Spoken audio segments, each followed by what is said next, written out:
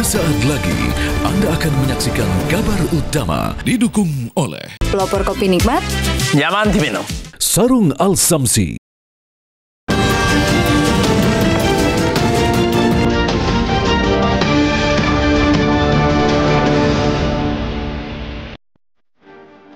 Pemirsa, petugas PT KAI terus bekerja memperbaiki rel kereta api yang anjlok di antara stasiun Gubuk dan stasiun Karangjati, Grobogan, Jawa Tengah. Selain memperbaiki rel yang anjlok, pembuatan tanggul sepanjang 100 meter juga dilakukan untuk mencegah terjadinya longsor susulan. Informasi selengkapnya akan kami hadirkan di kabar utama bersama saya, Laura Luis. Inilah kabar utama selengkapnya untuk Anda.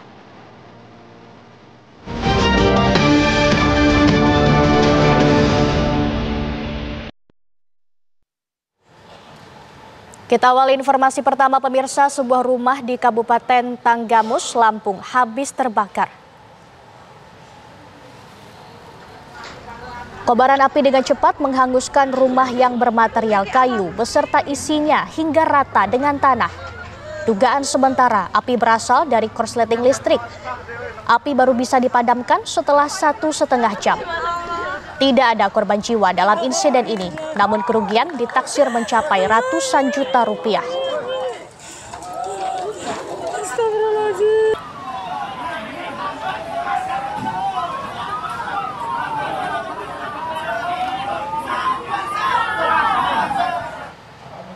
Sebuah mobil minibus terperosok ke dalam parit di kawasan Batu Nunggal, Kota Bandung.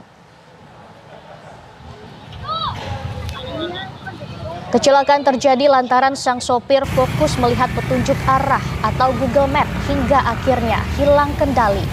Beruntung sang sopir mengalami luka ringan, namun kendaraan miliknya harus dievakuasi dengan menggunakan alat berat. Kendaraan akhirnya berhasil dievakuasi setelah 1 jam.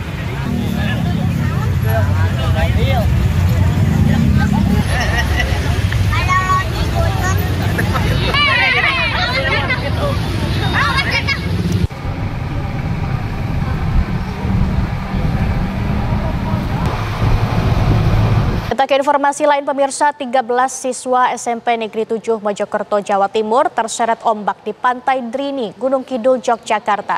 3 orang meninggal dunia, sementara 1 siswa lainnya masih dalam pencarian.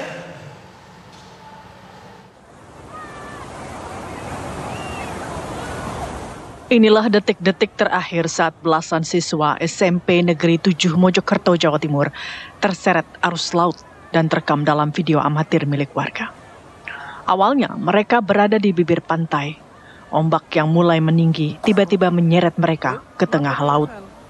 Melihat kondisi tersebut, sejumlah personil SAR yang berjaga di sekitar lokasi berupaya memberikan pertolongan pada para korban. Dengan susah payah, tim SAR berjibaku mengevakuasi belasan korban hingga ke tepi pantai menggunakan perahu jukung. Sementara sejumlah siswa yang sempat terseret arus hingga ke tengah akhirnya hilang tenggelam.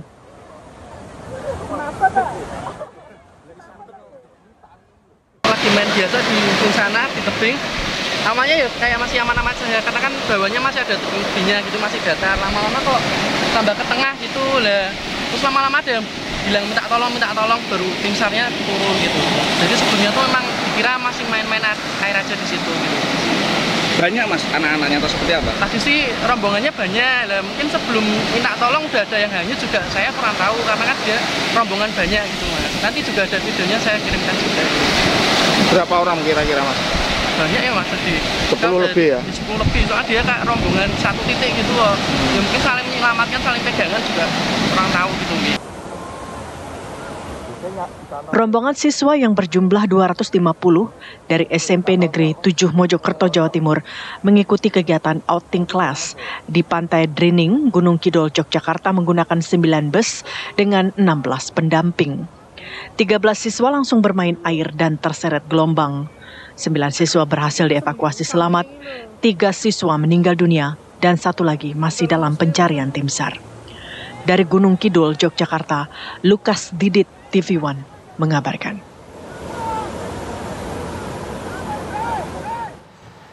Keluarga korban meninggal akibat tenggelam di Pantai Drini, Yogyakarta tak bisa menahan kesedihan ketika berada di kantor Dinas Pendidikan Kota Mojokerto Selasa siang. Keluarga korban menangis histeris ketika mengetahui anak mereka menjadi korban meninggal akibat tenggelam saat mengikuti outing class di Pantai Drini, Yogyakarta pada Selasa pagi. Kedatangan keluarga siswa SMP Negeri 7 Kota Mojokerto ini ke kantor Dinas Pendidikan Kota Mojokerto untuk memastikan anak mereka ikut menjadi korban saat berada di Pantai Drini, Gunung Kidul. Sementara orang tua lainnya memastikan keberadaan anak mereka kepada pihak sekolah.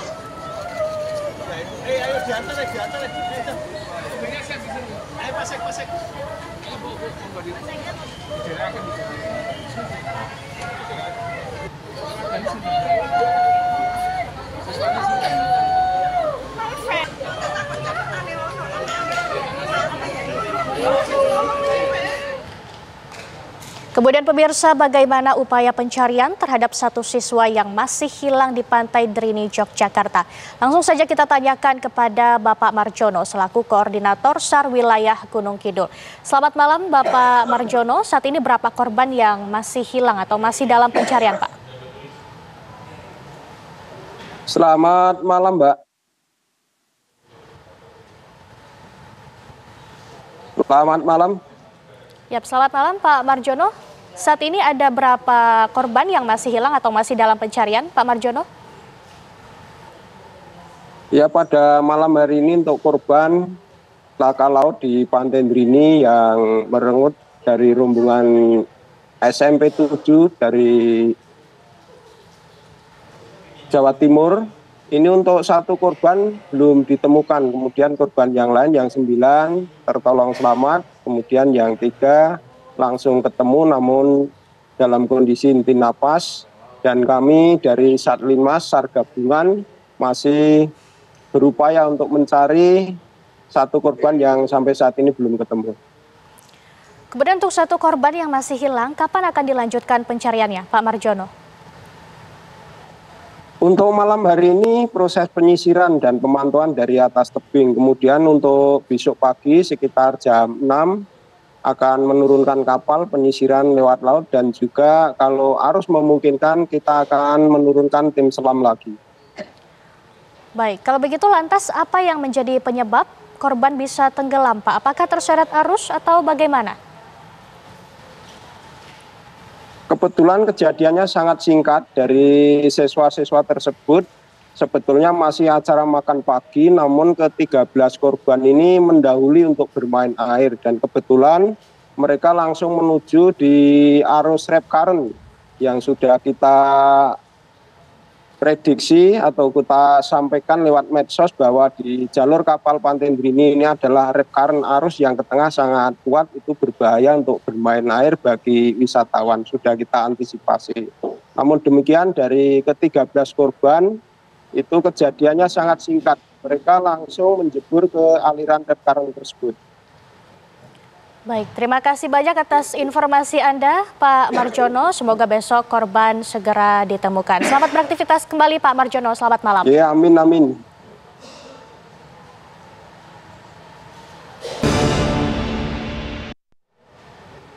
Anda masih bersama kami di kabar utama pemirsa. Kita ke informasi selanjutnya. Hujan deras dan angin kencang serta buruknya drainase memicu banjir malam ini di ruas Jalan Tanjung Duren Raya, Grogol, Jakarta Barat. Hujan deras dan angin kencang yang mengguyur Jakarta sejak lepas petang telah memicu genangan banjir di sejumlah lokasi. Salah satunya adalah area langganan banjir Jalan Tanjung Duren Raya, Grogol Petamburan, Jakarta Barat.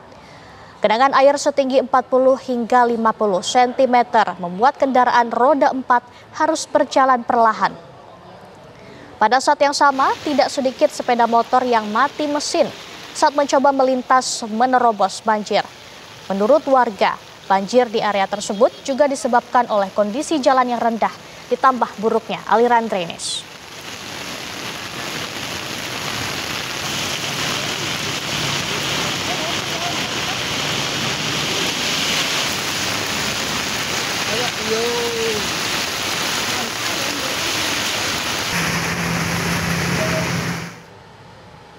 Pemirsa, Jakarta dan sekitarnya sejak sore hari hingga malam ini diguyur hujan deras. Kita akan pantau bagaimana kondisi terkini dari Grogol, Jakarta Barat. Kita sudah bergabung dengan reporter TV One Arif Budiman. Selamat malam, Arif. Apa benar kabarnya air mulai tinggi di sana? Ya, selamat malam pemirsa. Saat ini saya berada di ruas jalan Ledjen S. Parman, Grogol, Petamburan, Jakarta Barat, di mana tepat di depan kampus Universitas Trisakti. Di sini mulai tergenang air sejak pukul 8 malam tadi ketika hujan deras melanda kawasan ini. Saat ini sendiri ketinggian air diperkirakan mencapai 40 sampai 50 cm, sehingga ketinggian air ini juga mengakibatkan kemacetan panjang dari arah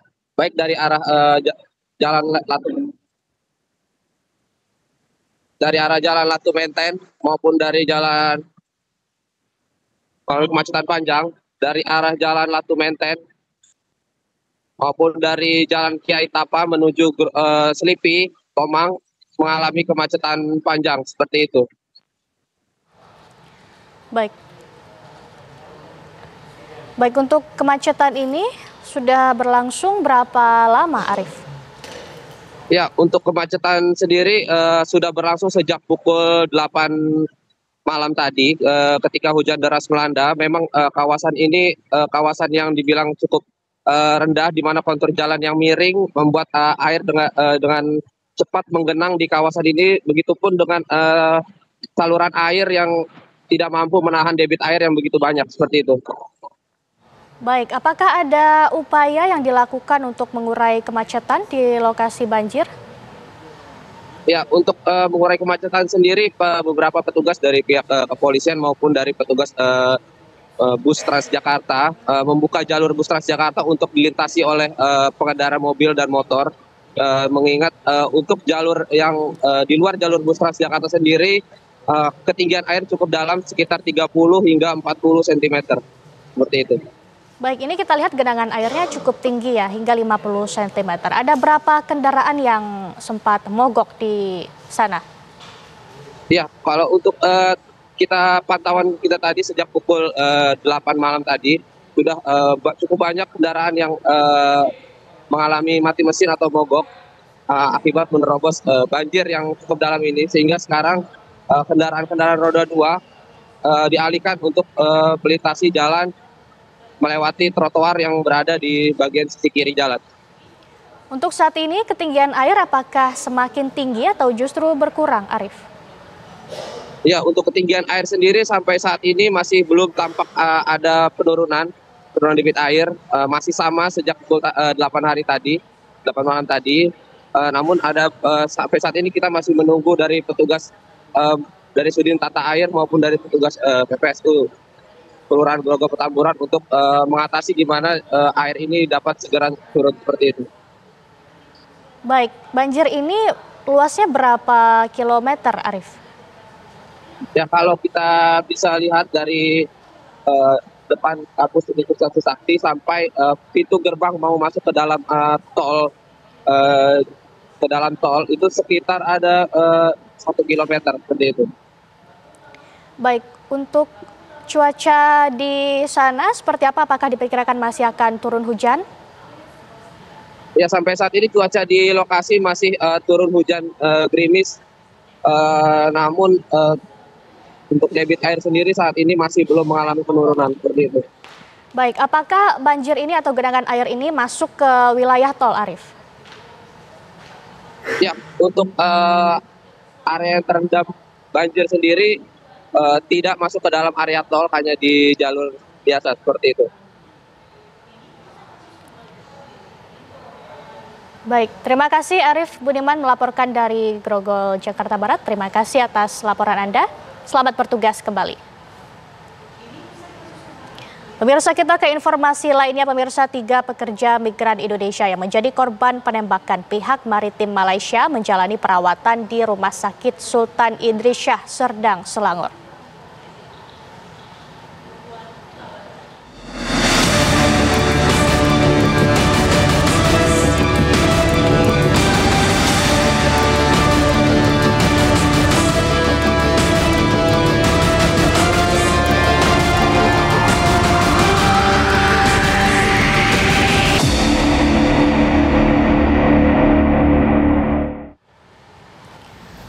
Pekerja migran Indonesia menjadi korban penembakan agensi penguat kuasa maritim Malaysia pada Jumat lalu.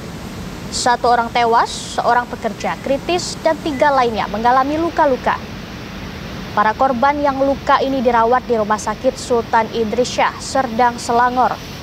Meski sudah dikonfirmasi korban penembakan dirawat di rumah sakit, namun belum ada informasi detail terkait identitas mereka. Hingga kini, kamar perawatan dijaga ketat kepolisian Malaysia. Rencananya, Rabu esok keluarga dari Indonesia diizinkan menjenguk para korban.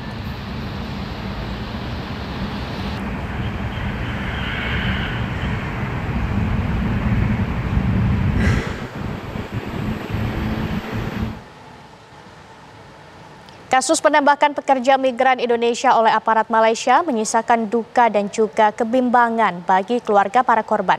Kini keluarga berharap para korban bisa segera dipulangkan dan pemerintah juga membantu mereka dalam mendapat keadilan.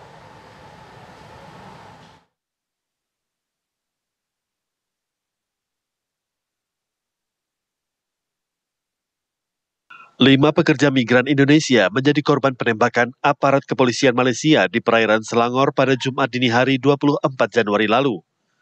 Dalam peristiwa ini, 1 orang meninggal dunia dan 4 orang lainnya luka-luka.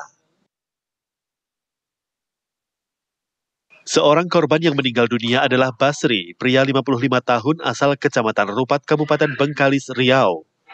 Di rumah sederhana inilah keluarga dan sanak kerabat Basri menanti kabar. Berita tewasnya Basri belum lama diterima keluarga, padahal peristiwa terjadi pada 24 Januari lalu. Korban Basri dikenal sebagai ayah dari 2 anak yang telah berpisah dari istrinya. Basri bekerja serabutan hingga dirinya memilih berangkat ke Malaysia sebagai pekerja migran. Setelah mendapat kabar Basri meninggal dunia, kini keluarga berharap jenazahnya bisa segera dipulangkan untuk dikebumikan secara layak. Jadi harapan kami kepada negara dan seluruh keluarga kami agar secepat mungkin bisa membantu bagaimana almarhum ataupun keluarga kami itu cepat kembali ke kampung halaman ini. Kami akan untuk menyaksikan jenazah kalau memang itu meninggal. Keluarga kemudian juga meminta pemerintah bisa mendampingi korban secara hukum untuk menegakkan keadilan.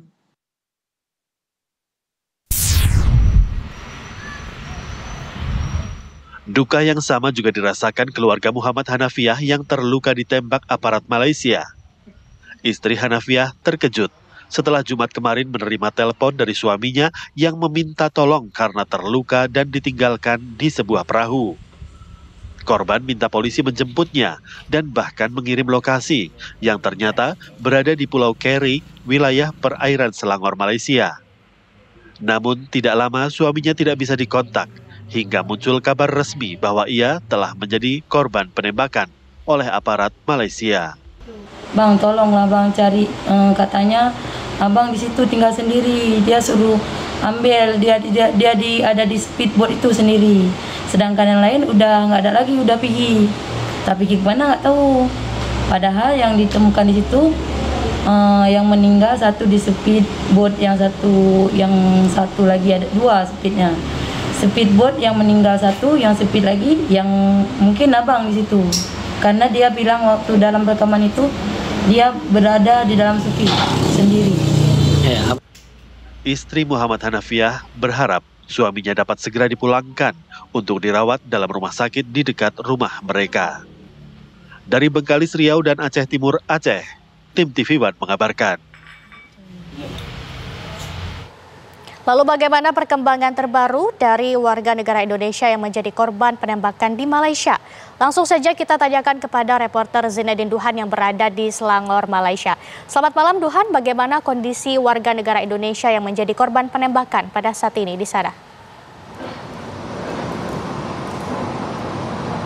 Ya, Laura dan juga pemirsa, jika berbicara mengenai kondisi ini dari pihak rumah sakit sendiri yang berada di Serdang, Selangor, tepatnya di rumah sakit Sultan Idris Shah, Serdang, Selangor, ini telah mengonfirmasi kepada kami bahwa ada 3 korban penembakan yang dirawat di rumah sakit tersebut dan dipastikan ketiganya berada dalam kondisi selamat dan juga sudah berangsur stabil hingga hari ini. Memang informasi sebelumnya yang didapatkan dari KBRI bahwa nantinya akses dari kekonseluran ini nanti akan didapatkan pada hari Rabu, namun ternyata akses ke konsuleran ini didapatkan lebih cepat, Laura. Pada hari ini sudah dapat diakses sehingga tadi pihak dari KBRI sendiri ini sudah langsung datang untuk menengok 3 korban yang berada di rumah sakit yang ada di Serdang Selangor. Hari ini tadi kami konfirmasi langsung ini kepada Direktur Perlindungan Warga Negara Indonesia dan Badan Hukum Indonesia, yaitu Yuda Nugraha, yang menyebutkan bahwa memang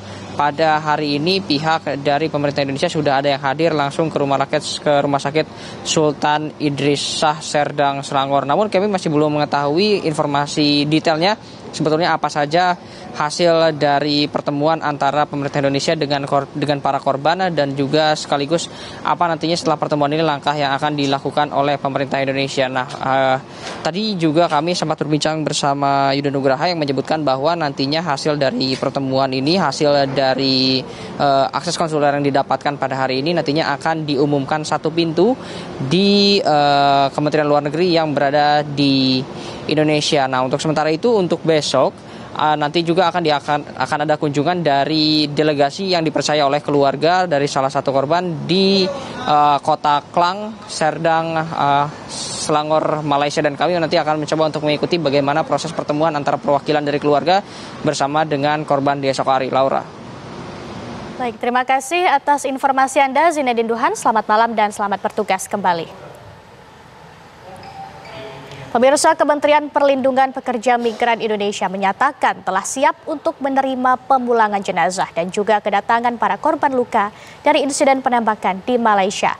Koordinasi juga dilakukan dengan Kementerian Luar Negeri untuk memastikan kasus fatal tersebut bisa tertangani dengan transparan.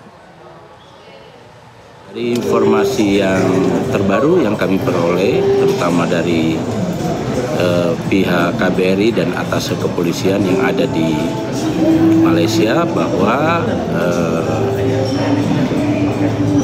dari penumpang kapal totalnya ada 26 dan yang luka-luka dan meninggal itu ada totalnya 5 orang, 1 orang meninggal. Dan informasi yang perlu kami sampaikan bahwa yang meninggal hari ini sudah bisa ditengok, insya Allah besok lusa akan dikirim, maksudnya dipulangkan ke Riau. Terakhir kami pastikan ya, baik di luar negeri terhadap 4 orang dan insya Allah 26 orang ini kami pastikan akan kita tangani dengan baik, kita dampingi baik secara pendampingan litigasi maupun non litigasi, baik di negara orang di Malaysia maupun di nanti kalau mereka pulang ke Indonesia kami pastikan akan ditangani oleh Kementerian P2MI. Pemirsa, kabar utama masih akan kembali usai jeda dengan informasi lainnya. Salah satunya petugas PT KAI terus bekerja melakukan perbaikan rel kereta api yang anjlok di antara stasiun Gubuk dan stasiun Karangjati, Grobogan, Jawa Tengah. Tetaplah bersama kami di kabar utama. Pemirsa, Anda masih bersama kami di kabar utama. Hingga kasus hukum terkait pembunuhan dan pemerkosaan anak di bawah umur dengan 2 tersangka telah dilimpahkan polisi ke pihak kejaksaan untuk segera disidangkan. Lalu bagaimana kondisi rumah salah satu tersangka, Arif Nugroho? Benarkah rumah dalam keadaan sepi namun dijaga oleh pihak keamanan? Berikut penelusuran reporter TV One Josephine Kezia dan juru kamera Eko Jatmiko. Pemirsa, saat ini saya sudah berada di depan rumah Arif Nugroho yang merupakan salah satu tersangka dari kasus pembunuhan dan juga pemerkosaan anak di bawah umur. Dan saat ini saya akan mengajak Anda untuk melihat langsung situasi terkini di dalam rumah Arif Nugroho, di mana tadi kami juga sempat berbincang dengan penjaga keamanan yang sedang bertugas dan sudah dikonfirmasi bahwa ini merupakan betul rumah dari Arif Jatmiko yang berada di Jalan Birah nomor 8 kawasan Kebayoran Lama. Dan ini merupakan rumahnya, gerbangnya berwarna coklat dan juga terdiri dari 2 lantai. Tadi kalau kami sempat mengintip ke dalam, ini memang hanya ada 1 mobil yang terparkir di dalam. Dan juga tadi kalau kami sempat menanyakan ke penjaga atau petugas keamanan, ini memang beberapa hari terakhir ini memang tidak ada aktivitas dari dalam rumah Arif Nugroho sendiri. Dan kalau kami pantau di sekeliling rumahnya Arif Nugroho sendiri, ini memang tidak banyak kendaraan yang lalu lalang karena memang rumah dari Arif Nugroho sendiri ini berada di dalam komplek yang dijaga cukup ketat oleh pihak keamanan. Dan tadi kalau kami melihat ini memang terpantau cukup sepi, dan juga ini kami memang saat ini masih menunggu seperti apa nantinya kelanjutan dari kasus ini. Dari Jakarta, Josephine Kezia, Eko Jatmiko, TV One mengabarkan.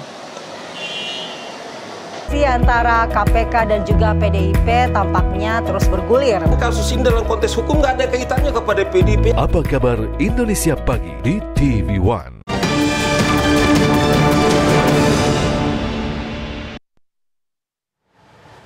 Terima kasih pemirsa, Anda masih bersama kami di Kabar Utama. Kita ke informasi selanjutnya. Jelang perayaan Imlek, Wakil Presiden Republik Indonesia Gibran Rakabuming Raka dan keluarga menikmati semarak Imlek di Pasar Pecinan, Atom, Surabaya, Jawa Timur. Wapres dan keluarga disambut pertunjukan barongsai saat tiba di Pasar Atom. Putra sulung Wapres, Jan Etes, bahkan sempat memberikan angpau ke mulut barongsai yang menyambutnya. Wapres Gibran dijadwalkan juga akan mengunjungi perkampungan Tionghoa dalam kunjungannya ke Surabaya kali ini.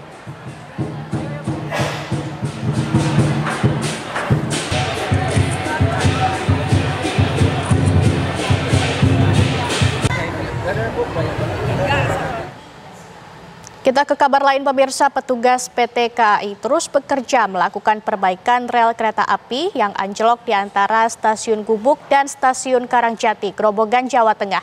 Selain memperbaiki rel yang anjlok, pembuatan tanggul sepanjang 100 meter juga dilakukan untuk mencegah terjadinya longsor susulan.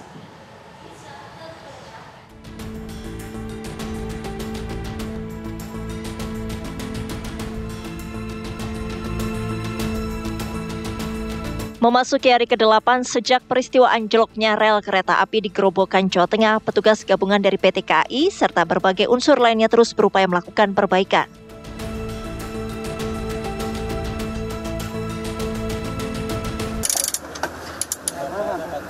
Selain memperbaiki rel yang anjlok, pembuatan tanggul sepanjang 100 meter juga dilakukan beriringan dengan perbaikan rel kereta api. Pembuatan tanggul diperlukan untuk mencegah terjadinya longsor susulan pada rel apabila luapan Sungai Tuntang kembali terjadi. Akibat terputusnya rel kereta api di jalur utama utara Jawa ini menyebabkan PT KAI harus mengalihkan 28 perjalanan kereta dan membatalkan 8 perjalanan lainnya. Penanganan terkait atau perjalanan kereta api, kami melakukan pola operasi memutar. Ada 2 pola operasi yang kita laksanakan. Yang pertama, kita memutar dari Surabaya, kemudian menuju Gundi ke Semarang. Yang kedua, dari Surabaya kita putar kita namanya stasiun Gambringan, ya, ke bawah ke Gundi, kemudian ke Semarang untuk jalur Surabaya sampai dengan Jakarta. Pihak PT KAI menargetkan proses perbaikan rel yang anjlok akan dilakukan dalam waktu 10 hari. Dari Grobogan, Jawa Tengah, Budi Zulkifli, Don Wahid, Slamet Praitno, TV One mengabarkan. Pemirsa, jenazah penyanyi dan aktris senior Emilia Contessa dimakamkan hari ini di kampung halamannya di Banyuwangi, Jawa Timur. Informasi selengkapnya akan ada di usai jeda pemirsa. Anda masih bersama kami di Kabar Utama pemirsa. Hujan deras dan angin kencang serta buruknya drainase memicu banjir malam ini di ruas Jalan Tanjung Duren Raya, Grogol, Jakarta Barat.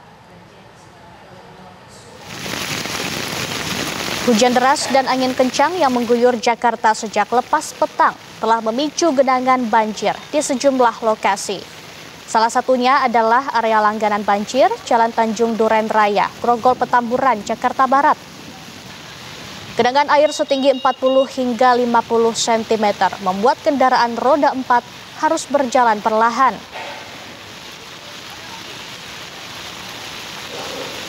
Pada saat yang sama, tidak sedikit sepeda motor yang mati mesin saat mencoba melintas menerobos banjir. Menurut warga, banjir di area tersebut juga disebabkan oleh kondisi jalan yang rendah, ditambah buruknya aliran drainase.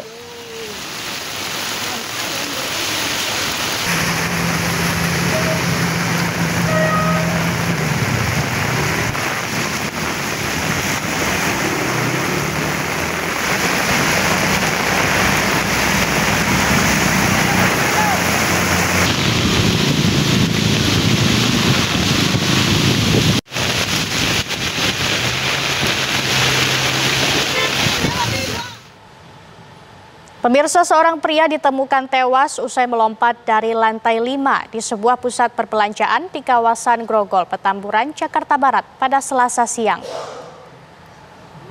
Dari rekaman video milik warga, tampak saat seorang pria tergeletak di lantai dasar.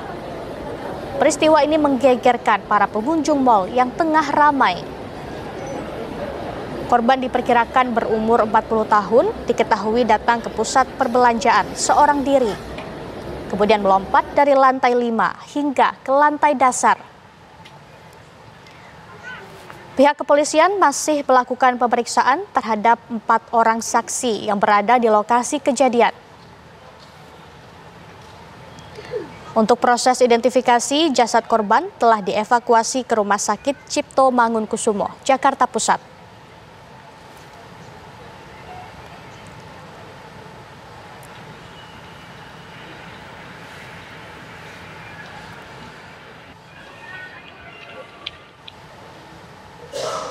Sebuah mobil minibus terperosok ke dalam parit di kawasan Batu Nunggal, Kota Bandung, Jawa Barat. Kecelakaan terjadi lantaran sang sopir fokus melihat petunjuk arah atau Google Map hingga akhirnya hilang kendali. Beruntung sang sopir mengalami luka ringan, namun kendaraan miliknya harus dievakuasi dengan menggunakan alat berat. Kendaraan akhirnya berhasil dievakuasi setelah 1 jam.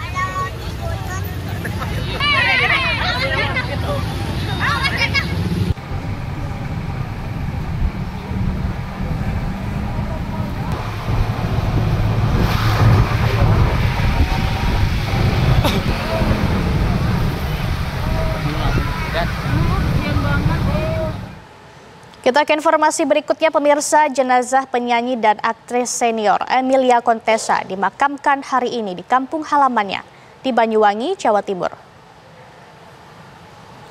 Ratusan orang pelayat datang silih berganti di rumah duka almarhumah di Jalan Gajah Mada, Banyuwangi, Jawa Timur.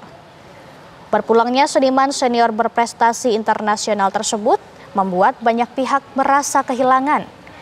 Sebelum dikebumikan, almarhumah disolatkan di Masjid Al-Hadi, Banyuwangi. Selanjutnya jenazah dimakamkan di TPU Karangbaru pada sore hari. Pemakaman dihadiri seluruh keluarga dan kerabat, termasuk penyanyi Denada Tambunan, putri sulung Emilia Contessa. Kepada awak media, Denada mengungkapkan kedekatannya dengan sang ibunda, serta keinginan Emilia Contessa untuk menggelar konser tunggal.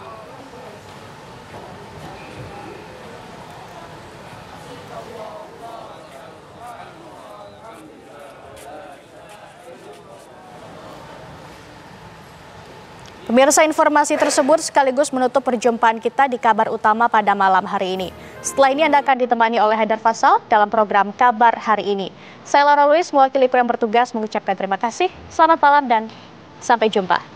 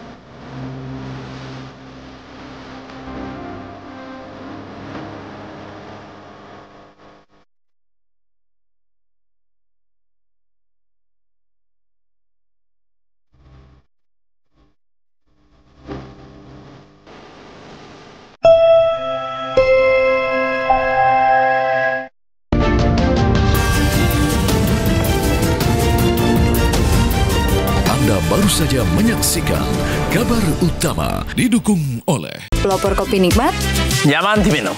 Sarung Al Samsi,